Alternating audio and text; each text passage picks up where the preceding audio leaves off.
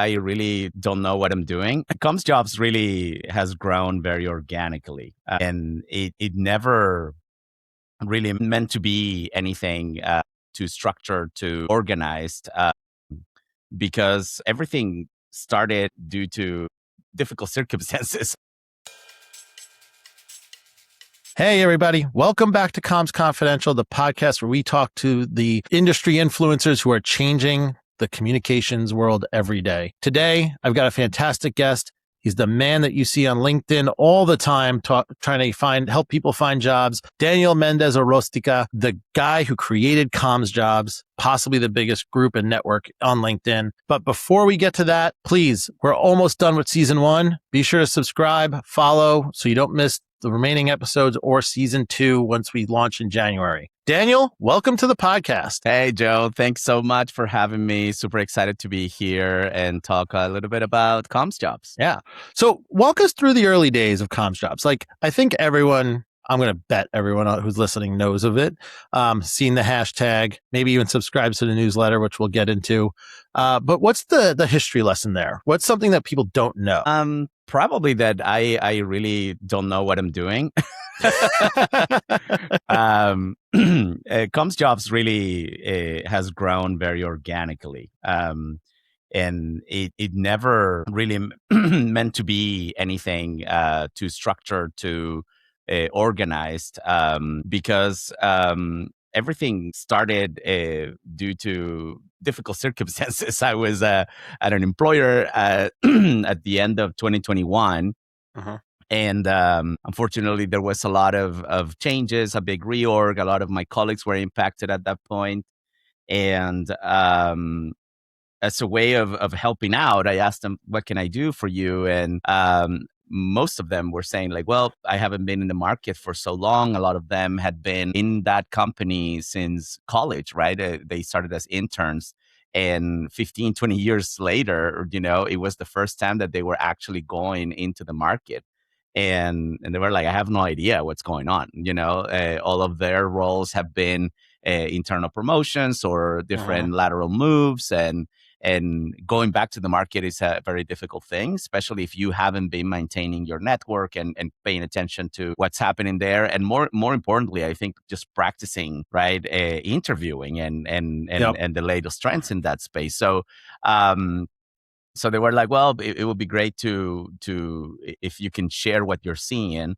And when I moved to the US at the end of 2015 from Chile, I'm originally from Chile, I had done a lot of work in rebuilding my LinkedIn network because, of course, at that point, I was following only people in Chile. All my content was in Spanish, not very relevant to the market that I was navigating at that point. So I was very intentional about following a lot of communicators in the American market, and that allowed me to see way more things than a lot of other people were seeing. So I said, look, I'm going to start sharing what I see using this hashtag CommsJobs, and follow the hashtag, and you'll see what I'm seeing, right? Because at that point, LinkedIn still allowed you to follow a hashtag, and you will get notifications every time that there was a post around it. And that's really how it started, as a way of working or helping my coworkers. But a couple months in, and then I started realizing that thousands of people started following the hashtag, and suddenly I started to receive messages and they're like, hey, thanks for sharing this. Can you share this? Or, hey, I saw this role. Can you introduce me to the person? And they started to kind of snowball. And I feel like I've been very reactive about it in terms of like, when people started reaching out, like, all right, well, I don't have time to connect with everybody. Let's just start having this webinars, where I can talk to a lot of you at the same time, or the latest development, in implementing the newsletter. It's because of all the changes that have been happening across the LinkedIn platform. So, going back to your original question, is like, what do people don't know? It's that it's really has been very organic and has grown in a very informal way. Would you say it was almost unintentional? 100%. I mean, I started speaking English in 2011. And when I moved to the US in 2015, I was definitely not as fluent as I am now, right? And it was it was tough, to kind of really gather enough bravery, to just go out there and be like, yeah, I'm going to start posting content. I'm going to be putting myself out there, starting discussions and conversations, because to be very honest with you, if I go back, I don't know, 3-4 years, right? I was Yeah. still at a place where I'm like, yeah, I'm not 100% comfortable, being out there, engaging in conversations with people that I don't know, getting sometimes in arguments as it happens in social media, right? So, I feel like that's what so social media is for, though, is really just arguing in the comments. yeah, I mean, everybody has their own perspectives and things that they've experienced, and of course, they, especially these days where there's so much work and so much pressure for everybody to be building their personal brand, and just being out there. Of course, everybody wants to engage in the comments section, right?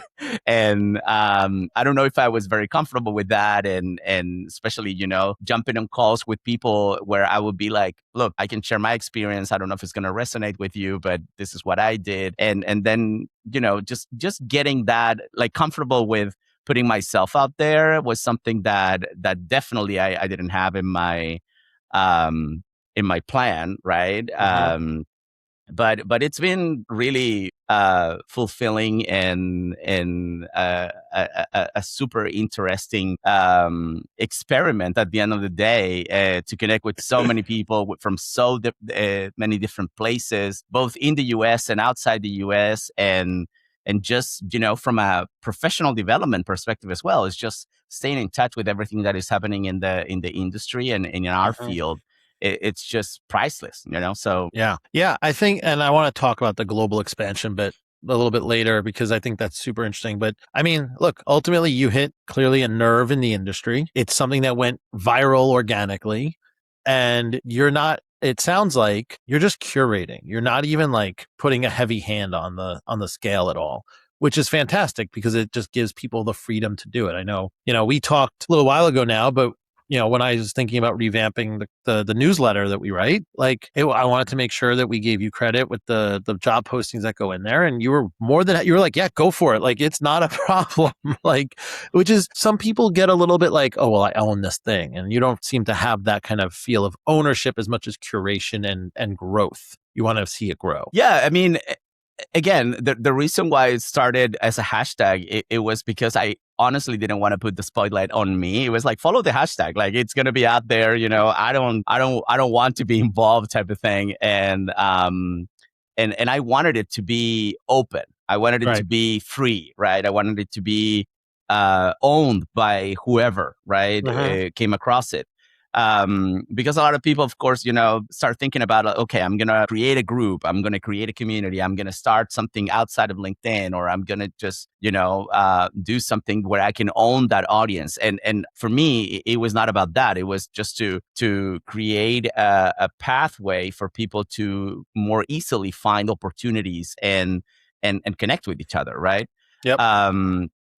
And everything that has been happening, right, with the changes in the LinkedIn platform, in the way that people consume information, in the way that people are searching for jobs, and really going back to that very core pillar of a career searching, right, is the networking part. That's how it has been really the pressure, right, in developing new things. Right. And that's why I'm always happy for people to, make it their own. Right. And ideally, if they have their own platforms, if they have their own communities, if they have their own audience, just share it and bring people into the fold. Because I like to believe that when you build a community, that it's really not expecting anything back. Right. It just becomes a thing that people appreciate more and are willing to contribute to it in the future, right? When they benefit from it, they pay forward after, and I see that a lot. Like, so many people in this, more than 6 years now that this has been going on. that come back and it's like, hey, I'm actually hiring my team. I want to share with you because when I was searching, I don't know, 2 years ago, I benefit a lot from CommsJobs. So I want to offer to that platform again. And that is really like what makes everything worthwhile. Yeah. I think so. It's interesting. You are seeing all of these, whether they're looking for their new people who are looking for their new next chapter, regardless of their current situation. And you're putting your foot forward, you're helping them, they're getting help from the community, all the things. And I think it's interesting because you came to the US and you didn't have any of that network. You said you had to rebuild your LinkedIn and whatnot. So I'm curious, what did that journey look like for you that actually helped you land that first US job? You know, not having the East Coast internship or the, living in New York and doing the college thing. Like, you didn't have it. You readily admit it. So like, how did you kind of navigate that? How has times changed? What are you hearing from the community as far as like change, like the process comparison? Right. Well, I mean, the biggest challenge for me, was to when you move and especially the way that I moved, which was a family decision, is like, let's just sell all of our crap and move to the US. It's a big decision. Right. And when you come in an international assignment supported by an employer, of course, that looks way easier, right?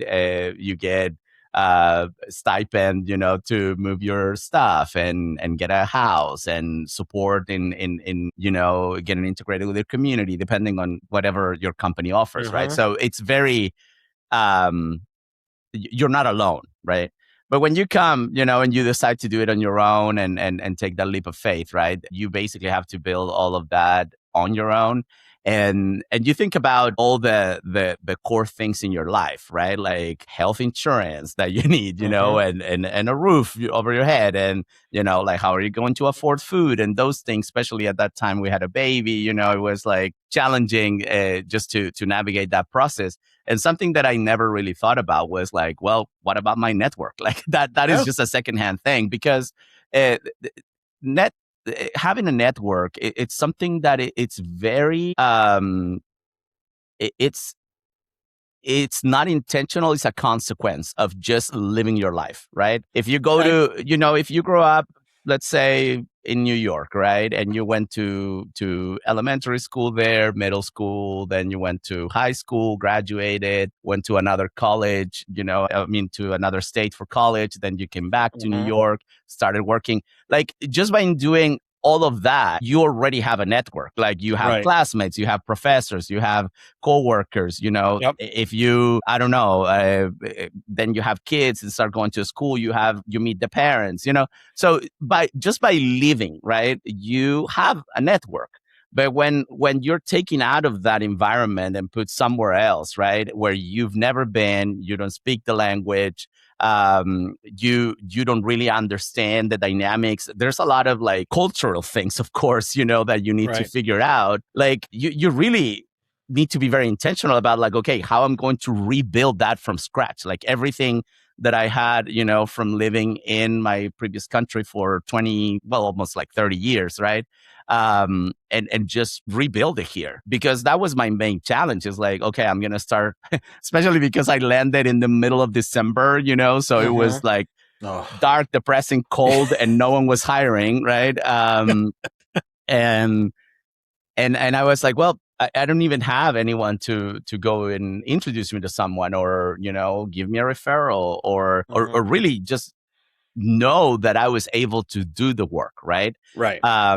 So I had to be, like put a lot of dedication in rebuilding that. And I just feel like that it's something that a lot of people go through it, but it's a very unique experience, right? Like when you're forced to kind of rebuild your network.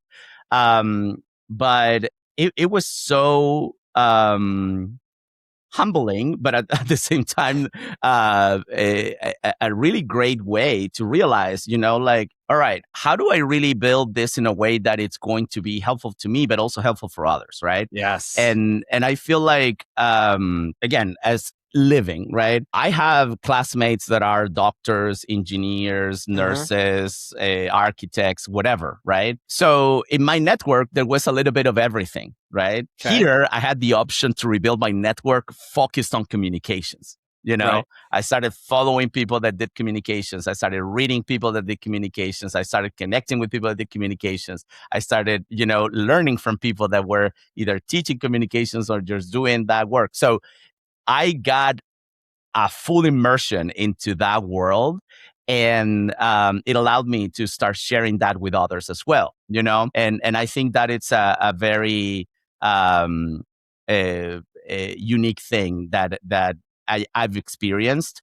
And it has resonated with a lot of other folks, that move either from Europe, from Africa, from Latin America, Asia, into the US or any other countries, They're like, that is actually, exactly what I'm going through right now. So, yeah. Okay. Well, so if I'm digesting a lot of what you're saying, there's that work ethic that you brought with you, but you had to apply it to building your network in order to the US, let's say, instead of to your prior country. I guess my question becomes, so if that's just like, okay, I had to like work hard at it and had to do it intentionally.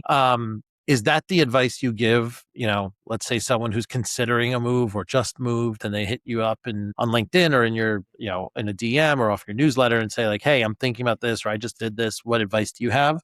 Or is there something more that you would push them towards? Yeah, well, I think any process like that is a very personal adventure, right? And no journey is going to look exactly the same as mine, and every experience is different. Like it's just so different. Wherever you go, like the people you meet and how you go about it, like even the way that you navigate life, like your personality and Right. like it's just so different, right? But something that I try to really uh, create understanding and awareness, right? That it's basic across the board. It's just that you shouldn't be building a community or a network, right? Just at the times that you're in need.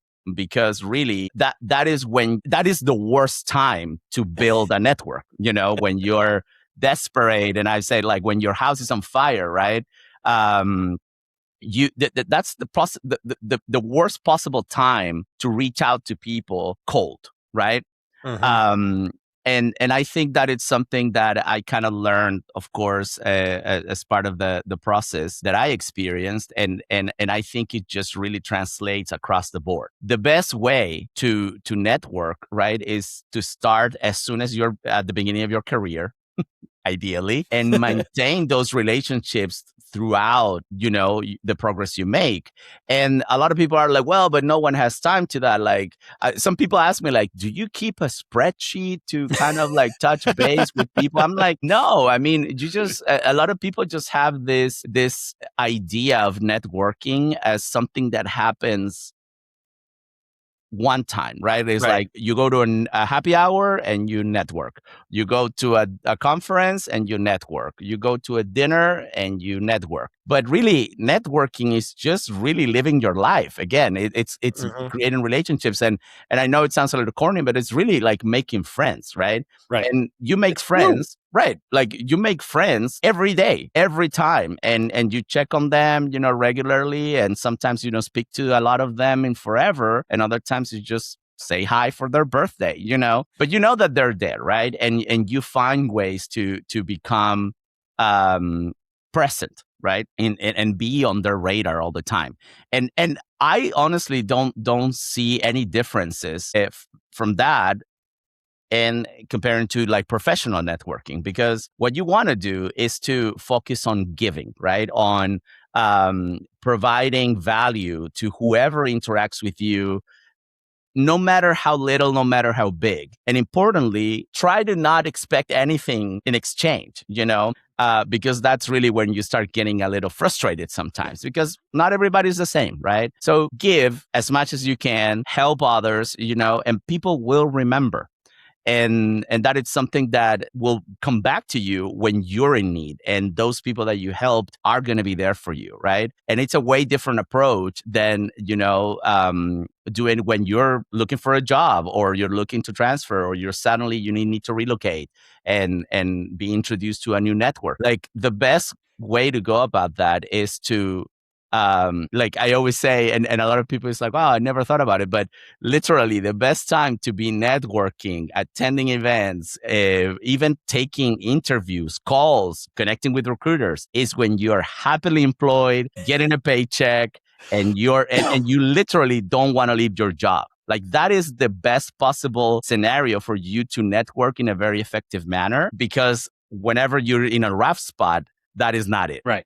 Yeah, I could not agree more. And I think, we had a prior guest on, Monique Kelly, who wrote a book on, I'm sure you've talked to her, Yes. about networking. She has the same perspectives, same idea. She'd probably argue that networking is more intentional than just who you bring out of college and stuff. And I know you're saying you got to build that, but the conversations we've had, she's like, you've got to pay attention and do all these things. And it's true. Like, I can honestly say, I started my career 22 plus years ago. There are some people that I keep in touch with from my first two jobs. And part of that is we've reconnected after 15 plus years, 20 years. And there are people that I don't. And it's just, I wasn't intentional about it as a 22-year-old, 24-year-old, whatever. And I feel like maybe the new generation has that muscle a little bit more, because the job market is a little bit different, is quite different than 2 decades ago. And they need it a little more versus when I started out. But, maybe I just haven't talked to the right 22. Well, and I think there's also, like, not to date ourselves, I'm guessing that we're kind of like the same. We're about the same, yeah. Yeah. Today you have way more options, on how to do it, and staying in touch and all of that. Like, when I started working, we didn't have Facebook. Like, right. So, right. That's exactly it. And I mean, just in general, like LinkedIn, right? Yeah. I can't remember really like when was exactly the year, but also LinkedIn was not as popular in Chile as it is here. Now It has become, a little more known, and of course there's way more, like, the platform has grown incredibly. In the past 5 years maybe. So today, like, the reality is completely different, and you live in an environment that kind of pushes you to be more out there, and people can have more eyes on what you're doing in general, So yeah, it's hard to compare on how it was in the past. And also the market was just a completely different monster. Yeah. I mean, we're talking pre-financial crisis, so it's totally different. But let's get into some of the really interesting things about CommsJobs specifically. It started in the US. It has gone to how many markets now? I think there's like 4 or 5. Well, I mean, we have a group for every region, but I feel like the ones that really are thriving more are the groups that are specific to certain countries, right? So the second largest group after the US is the UK. So shout out to Edeje Onwude, who is my partner there. She's been driving that, and she reached out one time and was like, hey, I love what you're doing with CommsJobs. It would be great if we had something like that for the UK. And I'm like, let's start it, like, fantastic. And I know that there's this I don't know if I'm gonna pronounce her name correctly, but Sian Kargan. I've seen that she's been posting a lot. She's based in the UK and posts a lot of CommsJobs. But she just do it like very casually, and something that she does for her immediate network, which is great, right? But Edeje, she's in the UK. She moved from Africa into that market, and she kind of experienced that same situation that I was experienced, where more than just creating visibility, she just wanted to create a community and bring people together and network and all that. So that group it has grown a ton. And it has a lot of engagement. We have one for Canada, we have one for Australia, one for India. And then we have the regional ones for Africa, Asia, Latam, and well, yeah, that's it. Well, Europe. Right. So and the way that that started happening is because, and actually I remember exactly how I realized that this thing was kind of growing that way, because at some point I started getting a lot of messages. It's like, hey, are you offering mentorings, are you coaching people, or like, can I pick your brain, like the typical message. And I was like, well, I would love to, but I just don't have the bandwidth, I don't have the time, right, to do that. So well, yeah, you're a full-time comms professional. That's how you stay on top of the industry. That helps benefit the community. Yeah, and that also what pays the bills, right? So I was like, but maybe I'm gonna put out a call, for people that are following me and are willing to mentor others and connect with others and share their experience. So I put a post like, hey, who would like to be connected with a mentee, or who would like to be, open to be reached out and talk to others. And I got hundreds of messages.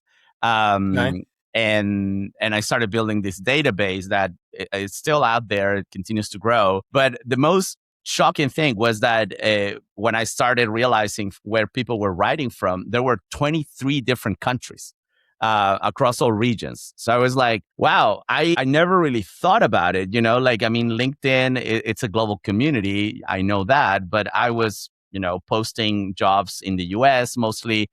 Some in Canada, because I have a lot of colleagues in that space, and that was it really. But a lot of people were following for the content from other parts, and when I started that, I reached out to them, started talking, and a lot of them were like, they wanted to have something like that.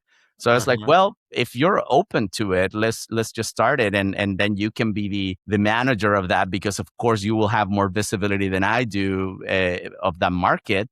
But let's just do it. So that's how it started. And I mean, again, the one in the UK, the one in India, they've grown a lot, and the one in the US, we have a little less than 10,000 followers only in that group. Got it. So this is a really interesting perspective, but like PRSA or other official industry communities, I'll say, don't have anywhere near that number. Like, do you think there's a reason why you've been able to grow in a very organic way versus some of these quote unquote official industry groups?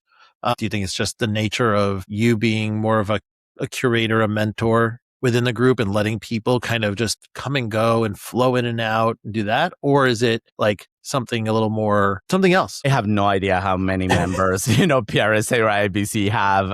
And I mean, I never really thought about it that way, in terms of like the size of the membership, right? What I can say though, and I have experienced this personally, right, is that IABC and PRSA, of course, are incredible organizations that represent our field, offer resources and professional development opportunities and research, right, about the work that we're doing, which is it's definitely something needed and incredibly important, right, for the field. The issue is that having a membership with either of those, IABC or PRSA, it's a significant investment. It's thousands of dollars, that a lot of times, because of the size of these organizations, are and the credibility they have, are covered by the employer, right? So your employer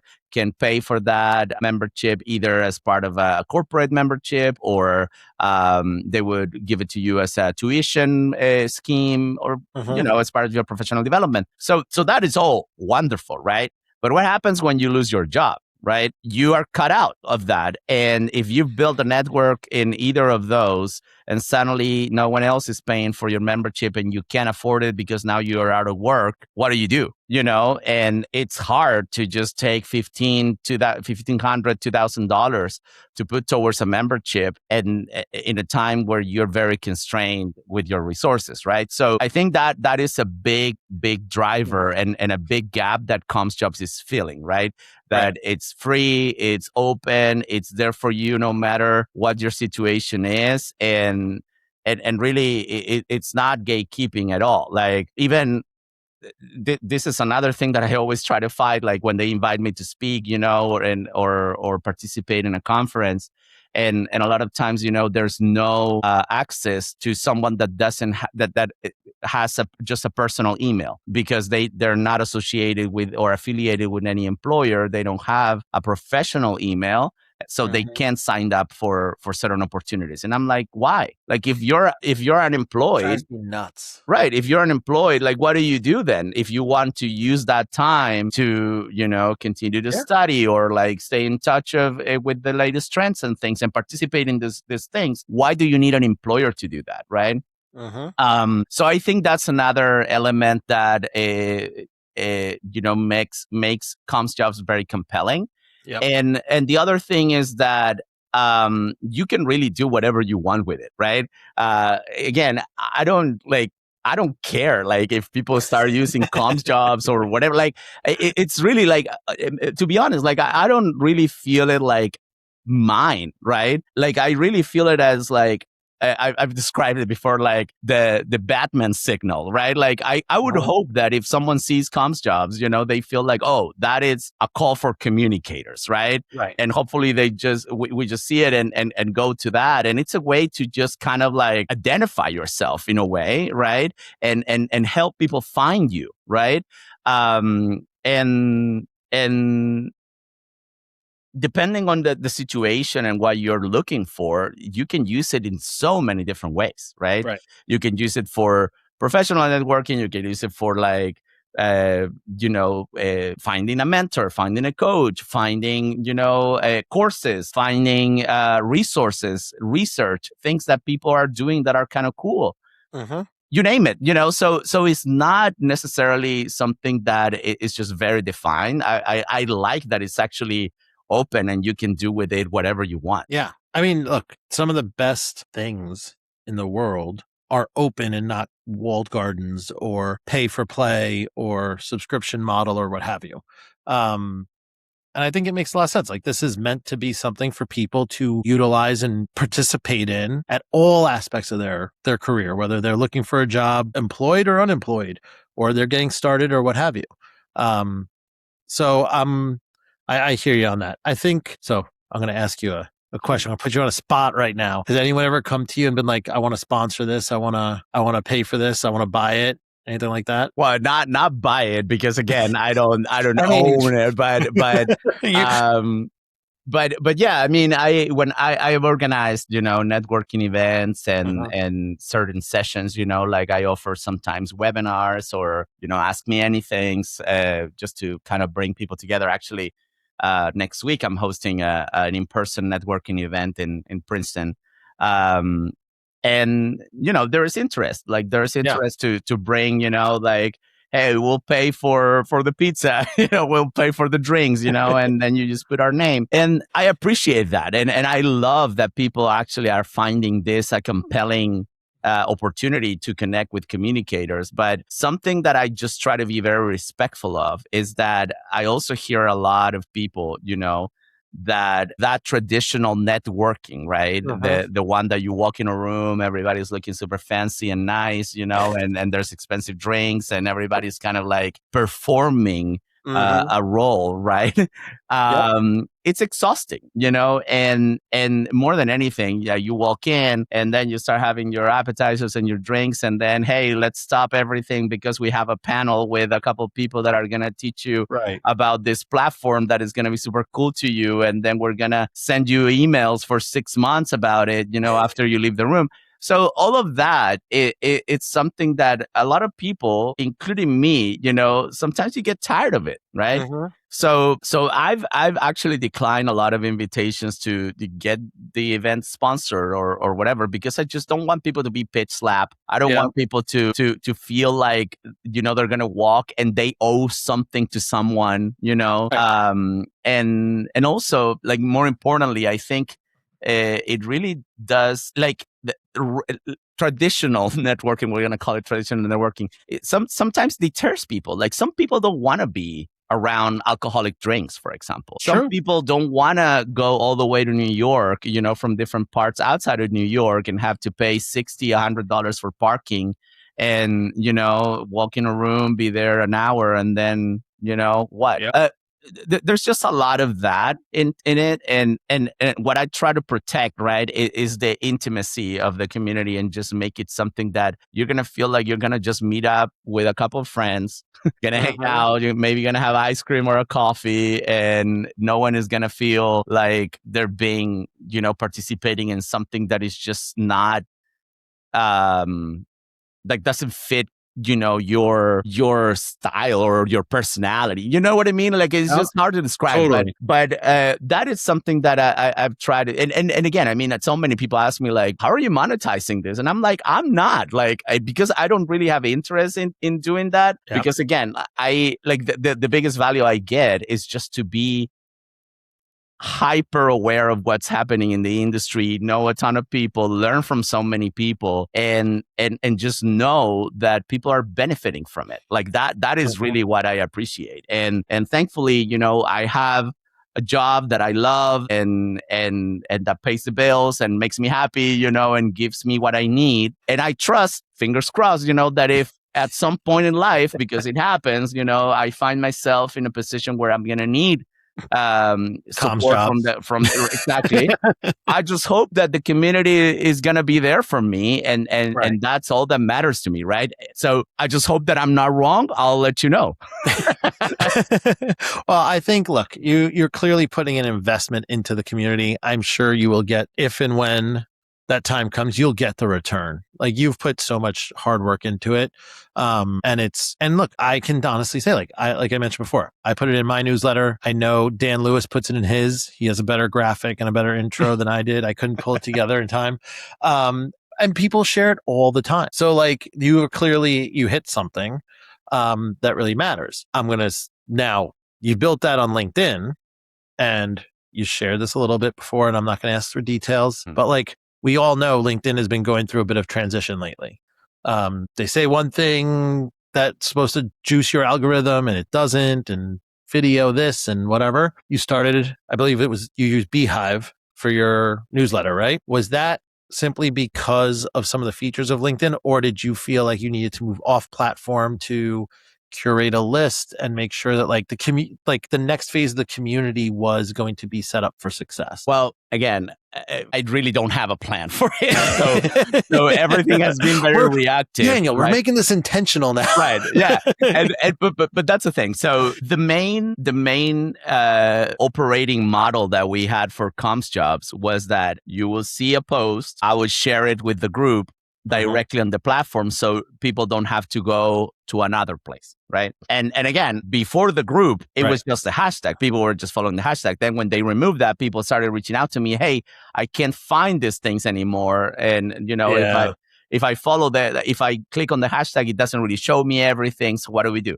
Like, well, maybe it's time to create a group. So we created a group. And then just earlier this year, LinkedIn changed the limit the way that you can share posts. So now you can't share a post directly to a group. It has to be native.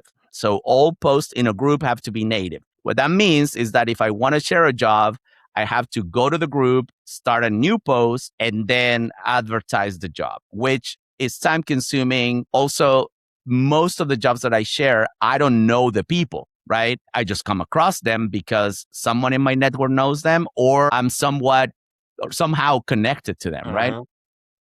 So it became another hurdle, right? And what it makes me laugh and cry at the same time is that I can't share jobs to groups from my phone, which is the main tool that I use every day, because that's where you kind of scroll and your dead time, whatever. But I still can share jobs to groups in my computer, in my desktop. Oh my God. You know, so I'm like,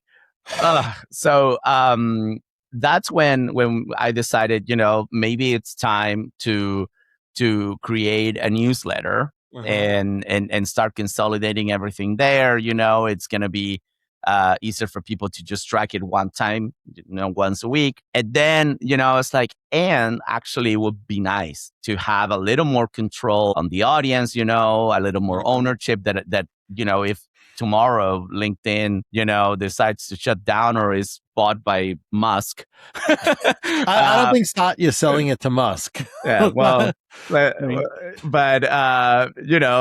who would have thought that Twitter was going to end up like the way it did? Yeah. But anyway, if something happens, what do I do, right? And I feel like there's other platforms like Substack and Circle that allow you to create your communities, and Beehive just made sense, right? And of course, this is not a sponsored thing, but we have no sponsors on this podcast, right? But and CommsJobs either. So they just created a very a very functional platform that offers everything that the community needs at this point. And the newsletter is doing great. I mean, this is the third month and we're already above 2,000 subscribers, and fantastic. And people are providing good feedback about it, so it's shifting towards that. Now, I think you asked, like, what is the plan? Like, is there going to be a community? Honestly, I don't know. Like, it just really depends on what continues to happen on LinkedIn and how people continue to reach out. Because if we're, paying attention to everything that is happening on LinkedIn, there's a big push for the content creation business and positioning people, as top voices and all of that. I don't think it's moving towards really building communities. Like, if anything, groups have been like I wouldn't be surprised if they decommission groups at some point. Like, there's just so little value in that functionality at this point, that if at some point people start struggling with connecting with each other, maybe, that would make sense. But reality is that today, most of the jobs that I shared are promoted on LinkedIn, and people are going there to advertise their professional lives. So it just makes sense to stay there for now. Yeah, I think so. That makes a lot of sense. But, and correct me if I'm wrong here, but you're still pulling the jobs from LinkedIn and just aggregate them and distributing them through the newsletter, right? Or do you have a new intake form for people to just go direct? Yeah, so there are different ways now. Most of them are things that I come across on LinkedIn, right? Now, I always like to make this difference because a lot of people, share jobs that they see on the jobs tab, and it's like, hey, I saw that NVIDIA is hiring or whatever. All the posts that I share on CommsJobs are posted by someone, by a real person, right? And that is the value, because one of the things that I really want to make sure is that, one, the job is real, and two, that hopefully you can start from a human connection, right? Like, at least that this is something that someone real is talking about. So there's that. A lot of smaller companies don't advertise on LinkedIn. They don't have their job description on LinkedIn. So what they do is that they post on their website, and then they use their network or their personal profile to say, hey, we're hiring, go check it out. And they point you to the website. Those are also a lot of the things that I include in the newsletter, right? But now with the appearance of the newsletter, I created an intake form. So folks that are following and want to share with the community send their jobs directly, and they feed into the background, database that I have. So it's been working really well. I mean, of course, there's not a ton of them every week, but hey, there's 6, 3 sometimes, but they're like actual people. Most of them that have benefit from CommsJobs in the past, and now they're coming back to pay it forward. Yeah. So I mean, look, and it's interesting because it's if you were just reposting and using it as distribution, you're still relying on LinkedIn. But now you're starting to build that kind of phase two, even if it's unintentional. And it's going to be interesting. Now, I think the second question I had for you is mhm. does it feel like you have to be more involved than the organic way that CommsJobs originally grew? Because you actually have to, at least I'm assuming manually, I'm assuming you don't have an automation for it yet, actually have to create and actually do the newsletter and hit send on it and manage the list. So I'm an early adopter of AI, and I always say that I do most of the experimentation with AI more in my personal life and Yep. CommsJobs than in my actual job because I have more freedom to do things, right? Of course. So I do have some automations and things that Okay. help me, collect things. Like one of the things that I have going on too is a tracker, on Google, that it gives me some visibility of some jobs that I don't necessarily come across.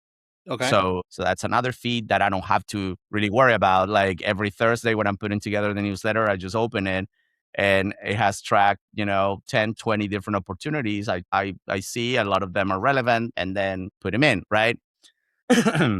I also use a lot of AI to help me. Even Beehive has some functionality now. They launched Copilot for Beehive. So he has some Again, not sponsored. We're not sponsored again. by Beehive. If Yes, Beehive wants to get a hold of us, let us know. yeah. At least take us out for dinner or something, right?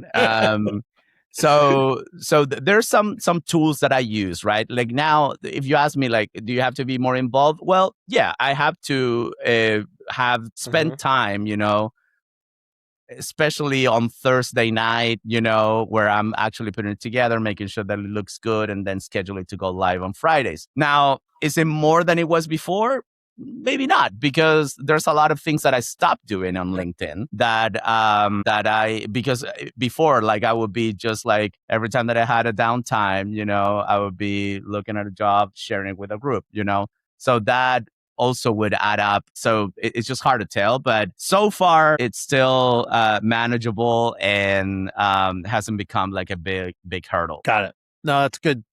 You're keeping the ethos of it despite the technology change, which is, I feel like, part of the core of the community. Tech is going to continue to change. Platforms are going to continue to change, and we're going to have to change with it. Like there's no any upside on fighting it back. So, So final question. You've said that you've kind of created CommsJobs unintentionally. You don't have a plan for it. Yet it sounds like from our conversation just now that you have a plan, but it comes in an improvisational way. You're reading the technology, you're seeing how it evolves, and then you put a plan against it. Almost like how we have to plan nowadays, because like from a communication standpoint, because we can't predict 3 months out. So we're doing rolling plans. Do you think you'll ever get to a place where like, this is where I want the community this is like the ceiling, if you will. This is where we are and this is like where we're going to live? Or do you think you're always going to just look for that evolution? I think it's going to continue to evolve. It's very hard to get settled. Like, unless that I would start a Facebook or a LinkedIn for communicators, it just doesn't really make sense to Brilliant me. idea. Let's do it. Right.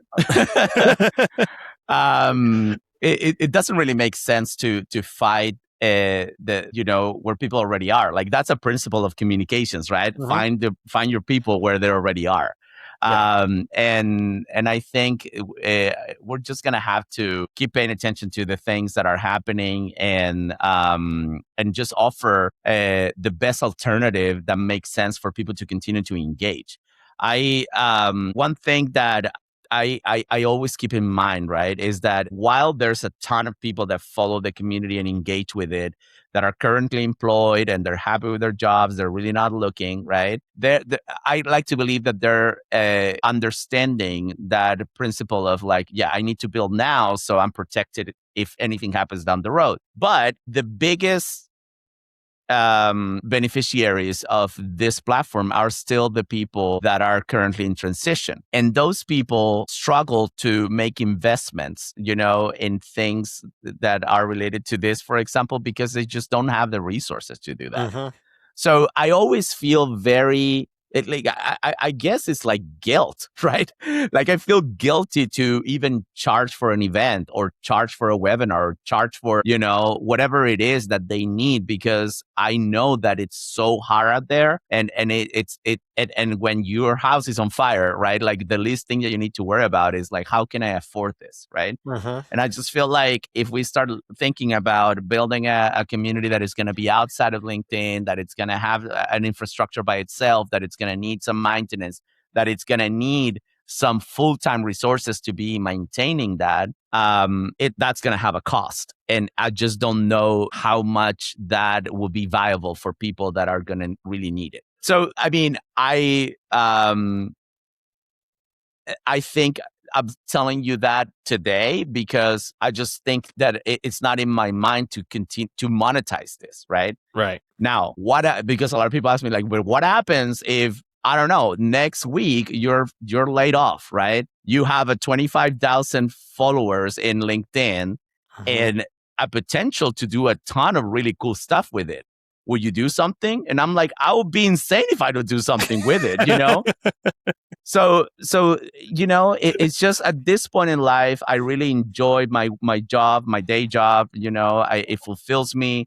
It's still entertaining, right? Besides what I say every once in a while. And I just feel like if it gets a point in time where I feel that maybe it's time to call it and try something new, maybe that will be CommsJobs or something that is serving that same purpose. Yeah. No, it's good to know that you have a plan if you need a plan. Yes. That's essentially what it sounds like. And look, you've built an amazing community. Kudos to you. And I know it's not just you. It's like you said, it's the community kind of coming together, but you set the path in motion. It's truly fantastic. I know I've gotten a lot of value out of it. I know others have as well. We're all excited to see how it evolves. So where can people reach you directly, since you're open to that? I know you've said that on LinkedIn. And what's the beehive that people can follow? Yeah. So the newsletter is currently living in thecommsjobs.com. Perfect. And it's easy to find. It always pops up fairly at the top in Google as well. So you can look for that. And same in LinkedIn. Like that's where I'm most active. And the handle is CommsJobs. So that's my profile, and my messages are always open. So always looking forward to connecting with new people and really help as much as I can, and show that it's really easy to engage there because communicators are always looking to connect, and that's a reality. It's there's so many folks that are really willing to help others and engage and be there. So take advantage of that. And I really appreciate the invitation to talk about this. I really enjoyed the conversation. Yeah, it was fantastic. And thanks everyone for listening. As I mentioned at the top, we are coming up to the end of season 1, but stay tuned. We have our season finale coming up in just a couple weeks. See you all then.